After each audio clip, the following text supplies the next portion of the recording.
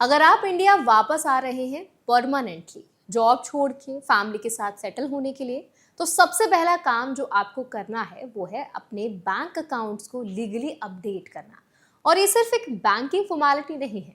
एफईएमए यानी foreign exchange management act के under ये आपकी लीगल जिम्मेदारी है।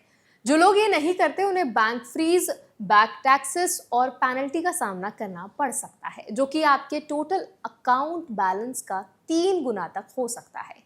तो आज इस वीडियो में हम कवर करेंगे इंडिया वापस आते ही आपका एफईएमए स्टेटस कैसे बदलता है, एनआरई और एनआरओ अकाउंट्स का क्या करना होता है, आरएफसी अकाउंट क्या होता है और ये क्यों आपके लिए फायदेमंद है, आरएनओआर स्टेटस क्या है और इससे आप टैक्स कैसे बचा सकते हैं, और वो मिस्टेक्स जो ज़्यादातर रिटर्निंग एनआरआईज करते हैं। तो चलिए फिर जल्दी से इस एक्सप्लेनर वीडियो को शुरू करते हैं। हाय, मेरा नाम है वर्षा दुबे और आप मुझे देख रहे हैं एनबीटी टेक एड पर।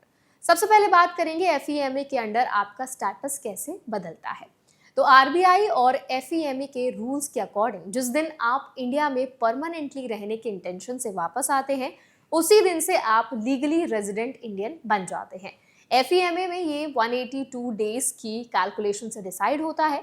अगर आप एक फाइनेंशियल ईयर में इंडिया में 182 डेज या उससे ज़्यादा रहते हैं तो आप रेजिडेंट माने जाते हैं। लेकिन एक और इम्पॉर्टेंट बात, अगर आपने अपनी जॉब रिज़ाइन कर दिया है जॉब से और फैमिली को इंडिया शिफ्ट कर लिया है, तो एफईएमए आपको इंटेंट के बेसिस पर भी रेजिडेंट मान सकता है, चाहे 182 डेज पूरे हुए हो या फिर नहीं। अब यहाँ एक बड़ी कंफ्यूजन होती है। इनकम टैक्स एक्ट का रूल अलग है। इनकम टैक्स के अंडर आप उसी फाइनेंशियल ईयर में एनआरआई रह सकते हैं अगर आपने 182 डेज इंडिया में नहीं बिताए। इसका मतलब आपका बैंक अकाउंट एफईएमए के अंडर रेजिडेंट हो जाएगा, लेकिन टैक्स फाइलिंग में आप उस साल भी एनआरआई स्टेटस क्लेम कर सकते हैं। यही वजह है कि रिटर्निंग एनआरआईज को एक सीए से ज़रूर बात करनी चाहिए। अब बात करते हैं एनआरई और एनआरओ अकाउंट का करना क्या है। तो देखिए, एफईएमए के रूल्स बहुत ज़्यादा क्लियर हैं। एनआरई और एनआरओ अकाउंट सिर्फ नॉन रेजिडेंट इंडियंस के लिए होते हैं। जैसे ही आप रेजिडेंट बन जाते हैं, इन अकाउंट्स को या तो क्लोज करना होगा या कन्वर्ट करना होगा। एनआरई अकाउंट को आप 3 ऑप्शंस में से किसी एक में कन्वर्ट कर सकते हैं, रेगुलर रेजिडेंट सेविंग अकाउंट में या आरएफसी यानी कि रेजिडेंट फॉरेन करेंसी अकाउंट में। अगर एफसीएनआर यानी foreign currency non resident deposit है तो उसे मैच्योरिटी तक होल्ड कर सकते हैं, वो कन्वर्ट नहीं करना होता इमीडिएटली। एनआरओ अकाउंट को रेजिडेंट सेविंग अकाउंट में रीडेजिग्नेट करना होता है। आरबीआई गाइडलाइंस के अकॉर्डिंग इसके लिए कोई फिक्स्ड स्टैट्यूटरी डेडलाइन नहीं है, लेकिन फाइनेंशियल एक्सपर्ट्स कहते हैं कि इंडिया वापस आने के कुछ महीनों के अंदर ये काम हो जाना चाहिए। देरी करने पर अकाउंट ऑपरेशंस रिस्ट्रिक्ट हो सकते हैं और एफईएमए वायलेशन का नोटिस आ सकता है। अब बात करते हैं आरएफसी अकाउंट, ये क्यों स्मार्ट ऑप्शन होता है। तो देखिए, आरएफसी यानी कि रेजिडेंट फॉरेन करेंसी अकाउंट, ये खास तौर पर रिटर्निंग एनआरआईज के लिए बना है। इसमें आप अपने कोई भी फॉरेन करेंसी जैसे कि यूएस डॉलर हो गया, कैनेडियन डॉलर्स हो गए, इनको इंडियन रुपीज में कन्वर्ट किए बिना रख सकते हैं। और जब तक आपका आरएनओआर स्टेटस है, इस अकाउंट पर मिलने वाला इंटरेस्ट इंडिया में टैक्स फ्री होता है। इसका फायदा यह है कि अगर आप करेंसी रेट का वेट करना चाहते हैं कन्वर्जन के लिए, तो आरएफसी अकाउंट में फंड्स रख सकते हैं और ये अकाउंट फुल्ली रीपैट्रिएबल है, यानी ज़रूरत पड़े तो वापस विदेश भेज भी सकते हैं। आरएफसी अकाउंट खोलने के लिए आपको चाहिए होगा प्रूफ कि आप कम से कम 1 साल विदेश में रहे, पासपोर्ट है आपका, पैन कार्ड और आरएफसी डिक्लेरेशन फॉर्म। अब बात करते हैं आरएनओआर स्टेटस टैक्स का सबसे बड़ा फायदा क्यों है। जब आप इंडिया वापस आते हैं तो इनकम टैक्स एक्ट के अंडर आपको डायरेक्टली रेजिडेंट नहीं माना जाता। पहले आप आरएनओआर यानी resident but not ordinary resident status में होते हैं। ये एक ट्रांजिशनल पीरियड है जो 2 से 3 साल तक चल सकता है। जितने ज्यादा साल आप एनआरआई रहे, उतना लंबा आरएनओआर पीरियड मिलता है। आरएनओआर स्टेटस में क्या होता है, तो देखिए, आपको इंडिया की इनकम पर टैक्स लगता है, लेकिन विदेश की इनकम पर इंडिया में कोई टैक्स नहीं। मतलब अगर आपके पास अभी भी फॉरेन प्रॉपर्टी है, फॉरेन इन्वेस्टमेंट्स हैं या ओवरसीज इंटरेस्ट इनकम है, वो आरएनओआर पीरियड में इंडिया में टैक्सेबल नहीं होगी। फॉर एग्जाम्पल, अगर आप 15 साल एनआरआई रहे और फाइनेंशियल ईयर 2025-26 में वापस आए, तो आप फाइनेंशियल ईयर 2027-28 तक आरएनओआर रह सकते हैं। इसके बाद आप पूरी तरह रेजिडेंट बन जाते हैं और आपकी ग्लोबल इनकम इंडिया में टैक्सेबल होती है।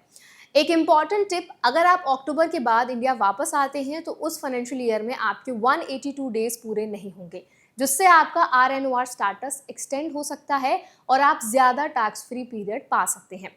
अब बात करते हैं कॉमन मिस्टेक्स की जो आपको बिल्कुल भी नहीं करनी है। पहली गलती, NRE अकाउंट को बिना कन्वर्ट किए चालू रखना। ये डायरेक्टली FEMA वायलेशन के तहत आता है। दूसरी गलती, सारी फॉरेन करेंसी को एक साथ रुपीज में कन्वर्ट कर देना। RFC अकाउंट में रखने का ऑप्शन यूज नहीं करते, जिससे टैक्स बेनिफिट मिस होता है। तीसरी गलती, CA से बात किए बिना टैक्स फाइलिंग करना। FEMA स्टेटस और इनकम टैक्स स्टेटस अलग अलग हो सकते हैं एक साथ, ये मिसमैच बहुत लोगों को कंफ्यूज करता है। चौथी गलती, विदेश में जो बैंक अकाउंट्स हैं उन्हें इनकम टैक्स रिटर्न में डिक्लेयर ना करना। इंडिया में रेजिडेंट बनने के बाद ओवरसीज एसेट्स की इन्फॉर्मेशन ITR में देनी होती है। इंडिया वापस आना एक बड़ा डिसीजन है और इस डिसीजन के साथ कुछ लीगल स्टेप्स हैं जो आपको प्रोटेक्ट करते हैं। FEMA के रूल्स फॉलो करना, RFC अकाउंट का सही यूज करना और RNOR स्टेटस का बेनिफिट लेना, ये सब मिलकर आपको फाइनेंशियली सिक्योर रखते हैं इस ट्रांजिशन में। किसी भी स्पेसिफिक केसेस के लिए एक क्वालिफाइड CA से जरूर बात करें जो NRI टैक्सेशन और FEMA दोनों को समझता हो। तो आई होप ये जो भी इंफॉर्मेशन आज हमने आपके साथ शेयर की है, अगर आप एक NRI हैं, विदेश में रहते थे और अब आप भारत वापस आना चाहते हैं हमेशा के लिए, तो कहीं ना कहीं आपके लिए इन्फॉर्मेशन बहुत ज़्यादा यूज़फुल रही होगी, क्योंकि हमने आपको बहुत अच्छे से सारी चीज़ें एक्सप्लेन की हैं कि आप कैसे अपने NRE NRO अकाउंट्स को मैनेज कर सकते हैं और कैसे आपको अपने जो मनी ट्रांसफ़र अगर आप करते हैं तो किन किन रूल्स को आपको ध्यान में रखना बहुत ज़रूरी है। क्योंकि आपने ये बहुत बार हमसे सवाल पूछा है कमेंट सेक्शन में कि आप हमें ऐसा वीडियो बनाकर हमारे लिए लेकर आइए जहाँ पर आप बताइए कि एज एन NRI अगर हम वापस इंडिया आते हैं और हमेशा के लिए हम इंडिया में ही रहना चाहते हैं, विदेश नहीं जाना चाहते, तो क्या क्या ऐसी फाइनेंशियल मिस्टेक्स हैं जो हमें नहीं करनी है और कैसे हम अपने बैंक अकाउंट्स को मैनेज कर सकते हैं, फाइनेंसेस को मैनेज कर सकते हैं और एक टैक्सेशन जो सिस्टम है उसको कैसे हम सही से फुलफिल कर सकते हैं और मैनेज भी कर सकते हैं। तो मैंने पूरी कोशिश की है कि इस वीडियो के ज़रिए मैं आपको पूरी डिटेल्स अच्छे से शेयर करूं कि आप एज एन NRI क्या क्या चीज़ें कर सकते हैं, कहाँ पे आपको प्रिकॉशंस की ज़रूरत है और क्या क्या ऐसी चीज़ें हैं जो आपको बिल्कुल भी नहीं करनी है। लेकिन इसके बाद भी अगर आपके मन में कोई भी सवाल रह गया है इस पूरे टॉपिक को लेकर कि अगर आप एक NRI हैं, बाहर जाना चाहते हैं, अगर आप विदेश में भी सेटल होना चाहते हैं और अभी आप नए नए NRI बने हैं, तो क्या क्या ऐसे फाइनेंशियल मिस्टेक्स हैं जो आपको नहीं करने हैं, या टैक्सेशन से रिगार्डिंग जो भी गलतियां हैं जो अक्सर NRIs कर देते हैं जो अवॉइड करनी चाहिए, तो वो भी हम आपके लिए टॉपिक ज़रूर लेकर आए हैं। तो आपके जो भी कभी भी अगर आपके मन में कोई क्वेरी आए, कोई क्वेश्चन आए, कोई टॉपिक पर आप डिटेल एक्सप्लेनर हमसे चाहते हैं, तो हमें कमेंट सेक्शन में बताते रहिए, क्योंकि उससे हमें आइडिया मिलता रहता है कि आपको किस तरह का कंटेंट ज़्यादा पसंद आता है और किस तरह का कंटेंट अगर हम आपके लिए लेकर आएंगे तो आपके लिए बहुत ज़्यादा हेल्पफुल रहेगा। तो मेरी कोशिश पूरी यही है कि ये वीडियो भी आपके लिए हेल्पफुल रहा हो। अपने फीडबैक ज़रूर ड्रॉप करें। ऐसे और वीडियोज़ के लिए, अपडेट्स के लिए हमारे चैनल NBT Tech Ed को भी ज़रूर सब्सक्राइब करें।